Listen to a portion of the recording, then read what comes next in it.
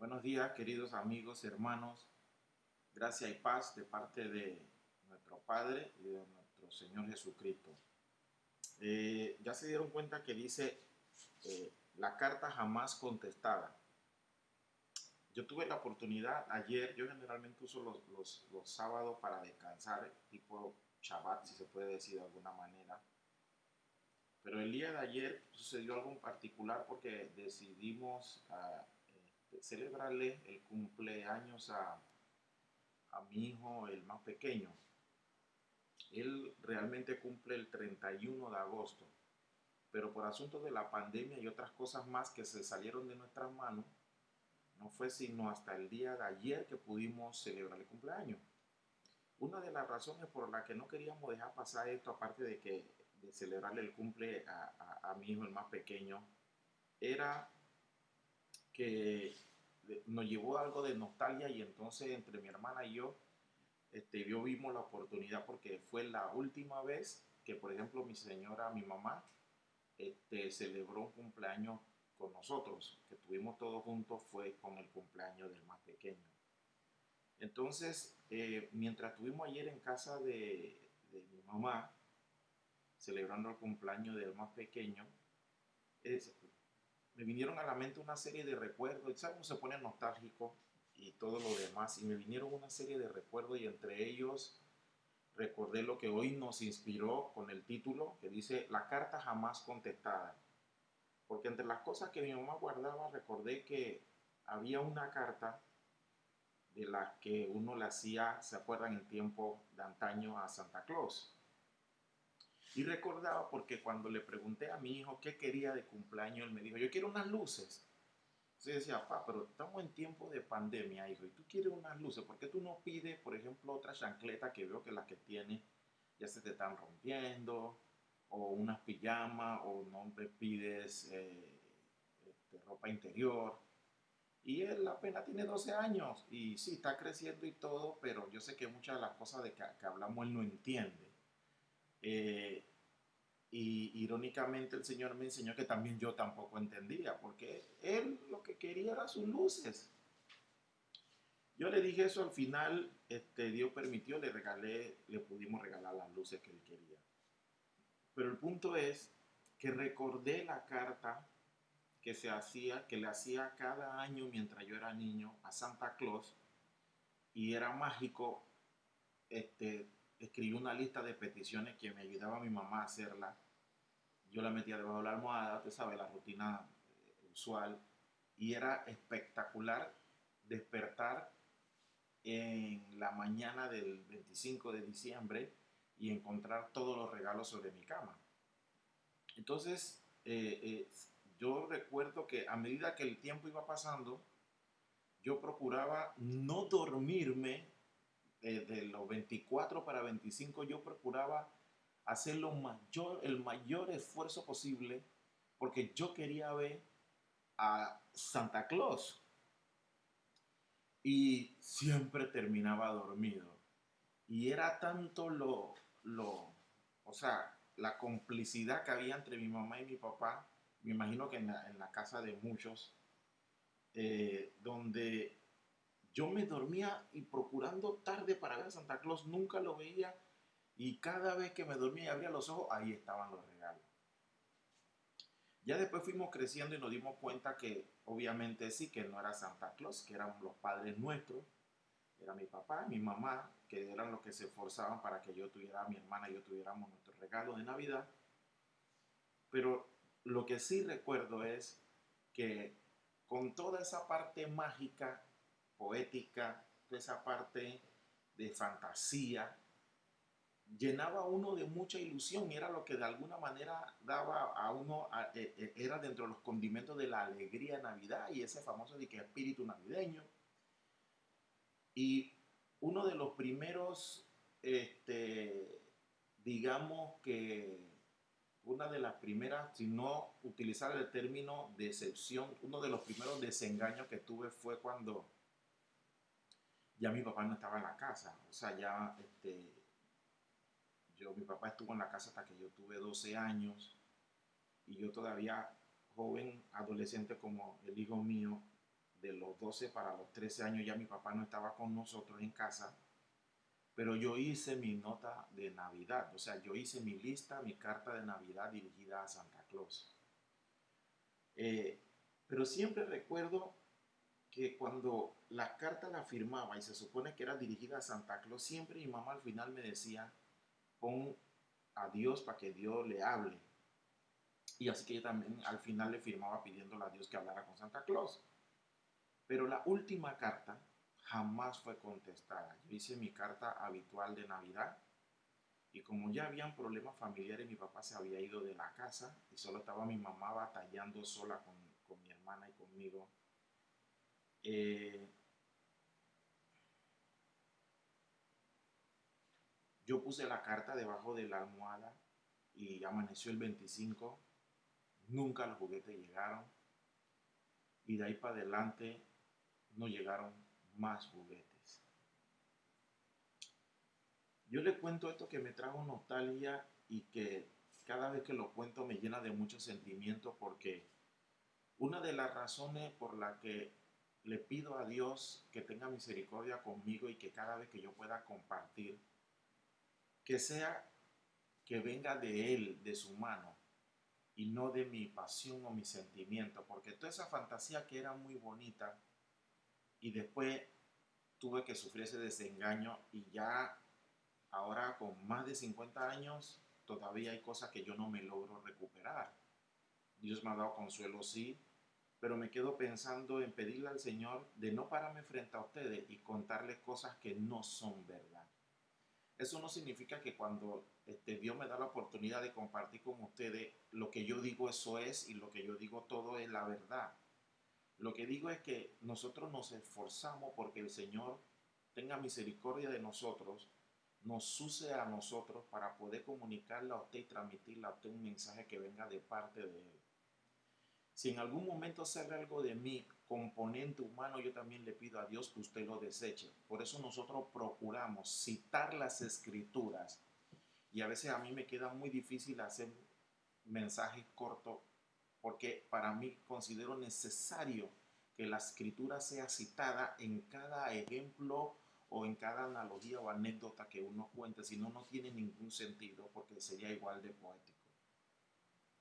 Y para que no le pase lo que a usted le pasó, lo que a mí me pasó con una carta que jamás me fue contestada y nunca vino mi lista de peticiones, eh, en esto de conocer a Dios es importante que usted lo conozca para que cada vez que usted mande las cartas de la vida, sus peticiones sean contestadas.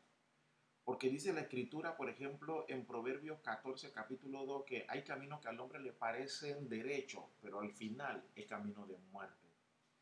Si yo tenía 12 años, 13 años escribiendo una carta pensando que eso era lo que hacía que mágicamente los regalos aparecieran. Y no era así. Entonces, para que usted, yo no decir algo y que usted no escuche por ahí en cualquier otro lugar, algo que usted, en lo que usted crea por su sentimiento, que lo llena de... Porque cuando mis padres hicieron esto, no lo hicieron con la intención de lastimarme.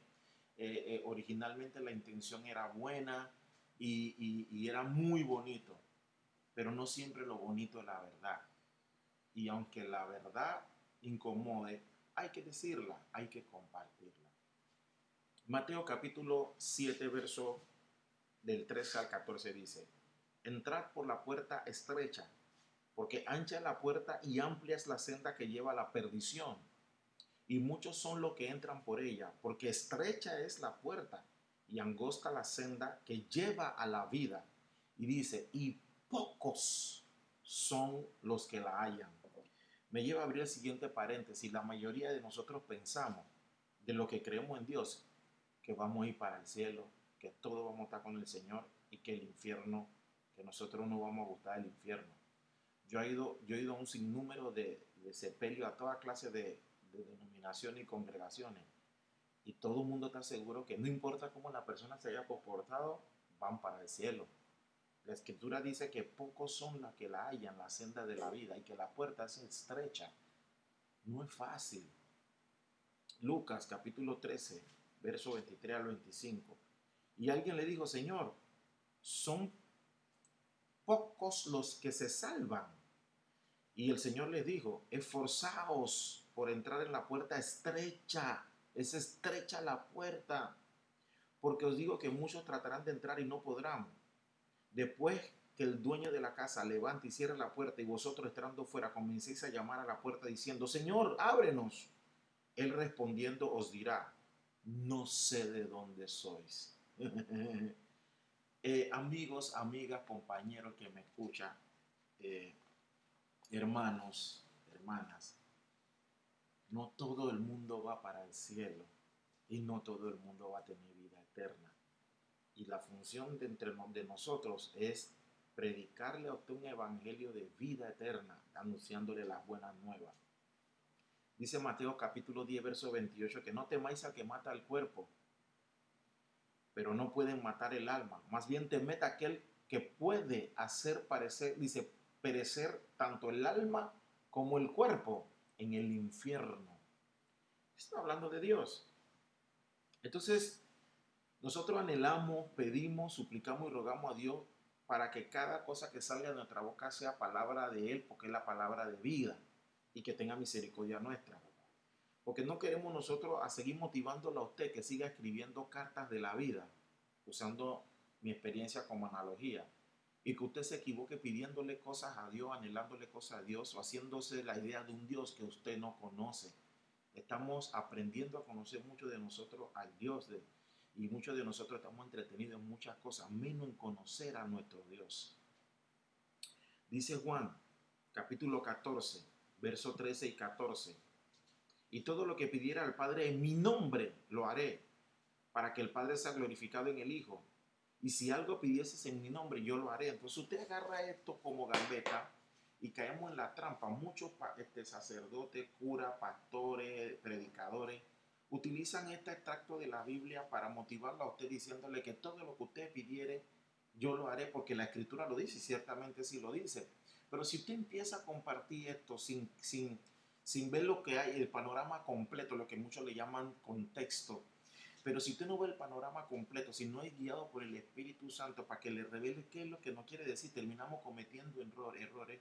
Porque aquí dice que todo lo que tú le pides al Padre en nombre del Señor Jesús, Él lo va a hacer. Pero ¿qué es lo que va a hacer? Mire dónde está la trampa. Santiago capítulo 4, verso del 3 al 5 dice, pedís y no recibís, porque pedís mal. ¿Para qué? Dice, para gastar en vuestro deleite. Atención, viene una pista. ¿Qué nos está diciendo? La mayoría de nosotros cuando pedimos cosas es para nuestro deleite, es para cosas que a nosotros nos satisfagan. Muchas de las cosas que pedimos, Cristo no está metido en el asunto, está metido que complazca nuestro deseo, lo que nos deleita. Como yo cuando pedía la carta, pedía mi revólver, yo siempre quería ser el sheriff vaquero, quería mi estrella, quería mi sombrero, mi chaleco, y podía hacer eso muy bonito. Y después el desengaño, ¿qué pasó? ¿Que era malo que estuviera pidiendo eso? No, pero no hubo una enseñanza con Dios alineado ahí. Dice el Santiago capítulo 4, verso del 3 al 5, dice. Después en el verso 4 dice, oh almas adúlteras, ¿no sabe que la amistad con el mundo es enemistad con Dios? Cualquiera pues que quiera ser amigo del mundo se constituye en enemigo de Dios. ¿O pensáis que la Escritura dice en vano, el Espíritu que Él ha hecho morar en nosotros nos anhela celosamente? Entonces, cuidado con lo que nosotros estamos pidiendo. Primera de Juan capítulo 5, verso 13 dice, estas cosas os he escrito a vosotros que creéis en el nombre del Hijo de Dios, para que sepáis que tenéis vida eterna y para que creáis en el nombre del Hijo de Dios. Y esta es la confianza que tenemos en Él. ¿En quién? En el Hijo de Dios, Jesús. Que si pedimos alguna cosa conforme a su voluntad, Él nos oye. Ve cómo ya el panorama cambia. No es que todo lo que tú quieras pedir, porque Juan capítulo 14 lo dice. No, sino que esa petición tiene que ir conforme a la voluntad de Dios y así Él nos oye.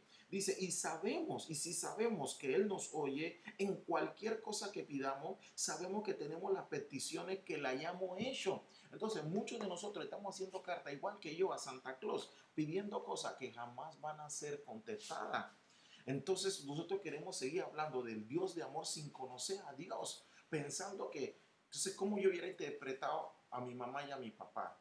Lo hubiera arrinconado diciendo, yo soy malo porque ya no me regalaron, ahora yo soy infeliz por culpa de mi mamá y de mi papá porque no me llegaron los regalos que yo le pedí, ni siquiera revisaron mi carta. Mi padre murió, mi mamá murió sin saber jamás que yo esa carta la guardé por muchos años. Y nunca jamás se lo dije, lo estoy compartiendo con ustedes ahora porque de alguna manera no quería ni que mi padre y mi madre se sintieran. Ahora lo puedo decir porque ellos ya no están. Pero yo guardé esa carta por mucho tiempo. Y ahí fue donde me di cuenta que había que salir a trabajar duro. Y gracias a Dios me lo enseñó Dios a través de mi mamá.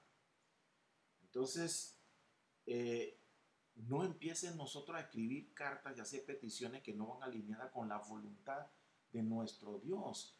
¿Cómo usted va a saber cuál es la voluntad de Dios si usted ni siquiera lee su libro de instrucciones para empezar? Mire, Primera de Juan, capítulo 5, verso 1, dice, todo aquel que cree en Jesús, que Jesús es el Cristo, es nacido de Dios. Y todo aquel que ama al que engendró, ama también al que lo ha sido engendrado por él. Está hablando de Dios y de Jesús, Dios Padre. Entonces, en esto conocemos que amamos a los hijos de Dios, cuando amamos a Dios y guardamos su mandamiento. ¿Cómo es posible, hermano, hermana, amigo, amiga, que usted está ahí diciendo que usted ama a Dios? Usted sabe que el que ama a Dios, dice la Escritura, que es el que guarda sus mandamientos. ¿Cómo usted va a guardar sus mandamientos si usted no lee el libro de instrucción? Nosotros nos gusta hacer cartas de peticiones. Muchos de nosotros las hacemos virtual porque una oración es una carta de peticiones a Dios. A Él es que le oramos y lo pedimos en nombre de Jesús. No tanta gente en el medio. Entonces, ¿cómo usted dice que usted ama a Dios y Dios nos dejó un libro de 66 cartas de su amor, desde Génesis y Apocalipsis? Hay 66 cartas de amor convertido en escritura, en instrucciones que Dios dejó para nosotros. Y usted dice que lo ama. Y usted ni siquiera se sienta a abrir la escritura, la tiene empolvada en el Salmo 23, en el Salmo yo no sé qué, con una tijera puesta, que era lo que yo acostumbraba a ver cuando pequeño. Dice, verso 2, estamos en capítulo, primera de Juan, capítulo 5, verso 2. Y en esto que conocemos que amamos a los hijos de Dios, cuando amamos a Dios y guardamos su mandamiento, porque este es el amor a Dios, que guardemos su mandamiento, y sus mandamientos no son gravosos, porque todo aquel que es nacido de Dios vence al mundo. El que es nacido de Dios vence al mundo. Atención. Y esta es la victoria que ha vencido al mundo, nuestra fe. ¿Quién es el que vence al mundo sino el que cree en Jesús? Que Jesús es el Hijo de Dios. Atención, la clave está en el verso 4, porque dice, ¿cuál es la victoria que ha vencido al mundo? Dice, nuestra fe. Atención, la victoria que ha vencido al mundo es nuestra fe. Y nosotros hemos insistido que la base, nosotros podemos usar la fe para muchas cosas, pero cuando la Escritura dice, sin fe es imposible agradar a Dios, claro, porque no nos vamos a cansar de repetir que la fe es Jesús, es la pronta venida de Jesús. Ahí la fe es la certeza de lo que se espera, Jesús, la convicción de lo que no se ve, Jesús. Entonces, esa es la base de la fe. Eso es la fe, en realidad es los cimientos de la fe. Y fíjense lo que dice aquí, esta es la fe, este es lo que vence al mundo, nuestra fe. Se lo repito, Primera de Juan, capítulo 5, verso 4, porque todo el que es nacido de Dios vence al mundo. Y esta es la victoria que ha vencido al mundo, nuestra fe. Y ahora vamos a un paralelismo con Evangelio de Juan, capítulo 16, verso 33. Si nuestra fe es la que vence al mundo, fíjense lo que dice Evangelio de Juan, capítulo 16, verso 33. Dice, estas cosas os he hablado para que en mí tengáis paz. Está hablando Jesús a los discípulos. Y dice, en el mundo tendréis aflicción, pero confiad. Entonces dice Jesús, no Juan, no Pedro, lo dice Jesús, lo dijo Jesús, dijo, confiad, yo he vencido al mundo. ¿Quién venció al mundo? Jesús. Y si lo que venció, la victoria que venció al mundo es nuestra fe, ¿quién fue que lo venció? Jesús. Entonces la fe es Jesús. es Jesús nuestra fe. Entonces, por eso procuramos decir algo que Dios no nos mandó. Fíjense lo que dice Romanos capítulo 3, verso 23. Por cuanto todos pecaron y están destituidos de la gloria de Dios. Con esto de buscar, de conocer a Dios, para que usted sepa quién es Dios y no hacerse su propio Dios a la medida.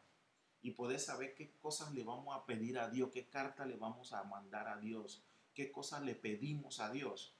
Nosotros tenemos que saber que una de las cosas que a nuestro Dios no le gusta y que nuestro Dios nos dejó como instrucción es que por cuanto todos pecamos, estamos destituidos de la gloria de Dios, de nuestro Padre. Y nosotros hemos tomado tan a la ligera el pecado, hablamos del pecado con tanta ligereza. Y nosotros empezamos a decir, ¿sabe dónde están las trampas? Por ejemplo, cuando uno dice, yo no soy perfecto, porque nadie es perfecto, eso es verdad, pero ¿sabe cómo la Biblia le llama lo que no es perfecto? Pecado. No hay justo ni a uno, yo no tengo tiempo para desarrollarlo, por asuntos de tiempo no lo puedo desarrollar. Pero la Biblia, a lo que usted y yo nos ponemos, que es que nadie es perfecto. ¿Por qué? Porque la trampa está en que nosotros después quedamos recostados en una zona de confort donde es verdad. Porque todos, nadie es perfecto. El único perfecto es Dios. ¿Ok? Pero Dios nos manda a ser perfecto a través de la sangre de Cristo. Tampoco tengo tiempo para desarrollarlo. Pero cuando usted dice por trampa, es que nadie es perfecto, yo no soy perfecto, todos cometemos errores. Esos errores la Biblia le llama pecado. De hecho, la palabra pecado significa errarla al blanco. Y en este caso el blanco es Jesús. O sea, cada vez que usted erra al blanco, comete un pecado. Ese pecado es lo que no... ¿Qué usted cree que nos hace a nosotros imperfectos? Lo que nos hace a nosotros imperfectos es el pecado que llevamos dentro. La condición de pecador suya y mía es lo que hace que usted y yo no seamos perfectos. Entonces no basta solo con reconocer hasta ahí que, ay, es que todo, ninguno es perfecto, porque da pie a que usted entre en la zona de comodismo, la zona de confort, y ya todo el mundo es pecador, y como unos pecan, a mí yo no soy tan pecador, y muchos le hablamos así, y que bueno, la verdad es que yo no soy perfecto, yo no soy perfecta, pero yo no hago tanta maldad, y Dios sabe que hay en mi corazón. Miren, es eso, ya es trampa del enemigo, eso es trampa de la tiniebla. Porque usted no se puede quedar en la zona de confort que somos imperfectos y que tomando sin saber lo delicado y lo peligroso que es el pecado, que todos somos pecadores y todos los días pecamos y ya hablamos con tanta naturalidad que es como ya ahora cuando escuchamos que mataron a alguien nadie se sorprende cuando violan a alguien. Usted no nota que cada cosa que pasa en el mundo que digamos que debiera sorprender a la humanidad, ya no nos sorprende ni las violaciones, ni los homosexuales, ni los ladrones, no nos sorprende nada. La pandemia nos sorprendió y estábamos todos asustados y ya no ha pasado ni un año y ya estamos saliendo a la calle sin temor a nada, sin restricción. Yo no estoy diciendo que hay que salir a la calle paniqueado, porque yo salgo, pero yo estoy hablando que ya salimos sin respeto a la vida, porque ya estamos acostumbrados a que es normal y así hacemos con el pecado y entramos en la zona de confort y entonces da para decir, es que tampoco nadie me puede juzgar, el único que juzga a Dios, y empezamos a enseñar cosas que a veces escuchamos ni hemos entendido, y lo que a veces dice que somos los entendidos en las cosas de Dios, estamos mal enseñando. Mira lo que la Biblia dice, nada más te lo voy a dejar así como para que lo tengas en la mente. Dice primera carta a los Corintios capítulo 6 verso 2. ¿O no sabéis que los santos han de juzgar al mundo? Aló, si los santos juzgan al mundo. Dice, y si el mundo ha de ser juzgado por vosotros, ¿sois indignos de juzgar cosas muy pequeñas? Mija, para que usted sepa, la escritura dice que los santos van a juzgar al mundo. Nada más se lo voy a dejar, no tengo tiempo para desarrollarlo, pero es para inquietarlo a usted de que no estemos repitiendo cosas que muchas de esas son media verdad. El que usted acepte que no es perfecto, es decir, que es pecador. Lo que nos hace a nosotros imperfectos es nuestra condición de pecador. Y nosotros tenemos que seguir hablándole a la gente del pecado para que la gente de alguna manera entienda qué es lo que da la importancia de buscar de Dios a través de Cristo. Porque si no, seguimos viviendo normal, como que no importa qué yo haga mientras yo me mantenga como un buen ser humano que no le hago daño a nadie. Además, yo creo en Dios y yo rezo a veces, y como que usted está en una zona que usted mismo se está autocalificando y pensando que con eso que usted ha hecho, lo ha hecho merecedor de entrar a la vida eterna. Y acabamos de leer que la puerta es estrecha, que no van a hacer todo lo que se salva. De hecho, dicen, porque dice pocos, son pocos. Entonces, ¿cómo usted está seguro que usted está en la lista del libro de la vida? ¿Usted cree que usted está seguro porque nada más lo repite como arenga, que yo soy de Dios y yo no voy para el infierno? ¿Usted cree que eso funciona así? Usted necesita conocer a su papá. ¿Cómo usted puede estar seguro que va para un lugar que le va a preparar el Hijo, que es Jesús, y va a la casa donde está nuestro Dios, que es nuestro Padre, y usted no lo conoce? Usted habla de un Dios que usted cree que le han inventado, que le han disque predicado, pero usted no lo conoce. No lo conocemos, porque nosotros no sabemos cuáles son los atributos de Dios. Nos gusta nada más pensar en Dios en forma de solo bendición y solo de amor, y no estamos concentrados en que, hey, si ese es mi papá y yo lo amo, usted está haciendo lo que le están diciendo a su papá. Ay, Señor. Mire, yo se lo voy a poner así. Mire, nosotros tenemos un problema porque nosotros inclusive hemos empezado a evangelizar. Usted no se ha dado cuenta, yo he pasado por ahí, donde hay cursos y clases para enseñarte a evangelizar. Y nosotros hemos convertido la iglesia, hoy por hoy, la mayoría de nosotros, que ya no parecen iglesia, parecen sistemas de marketing y comercial, porque estamos tratando de vender el Evangelio y a Jesús como un producto.